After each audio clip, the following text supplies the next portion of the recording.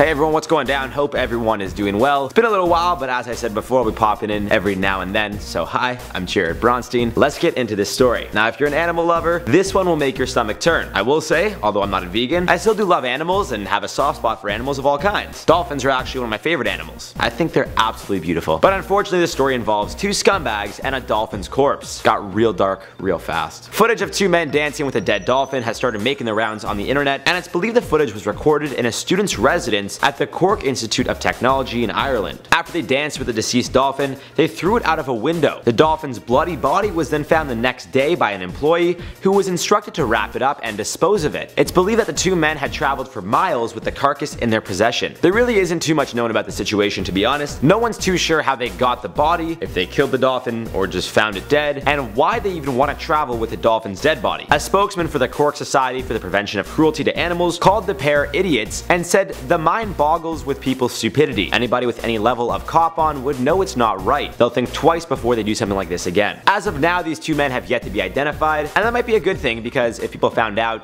who was behind this, well, they might face the same fate as the dolphin. With that being said, conservationist Paul Watson is offering a €2,000 cash reward for anyone that can help identify the men. Watson posted on his Facebook account, I quote, "Reward for dolphin abusers, I will pay a €2,000 reward for information identifying the two men who danced with a dead dolphin and threw the body out the window. Looking for information on where in Ireland the dolphin was taken and when, plus information leading to the arrest and conviction of the two men responsible." At the time of this recording, the post had been shared 3,000 times. As always, you guys gotta let me know what you think of this rather unfortunate situation. I'm not really sure what compelled these two young men to carry a dead dolphin with them to a party and then throw it out of a window. It's quite inhumane actually, but we won't really know much until someone identifies these guys and arrests them. Once again, thanks for watching. My name's Jared Bronstein, and I'll see you guys in the next video.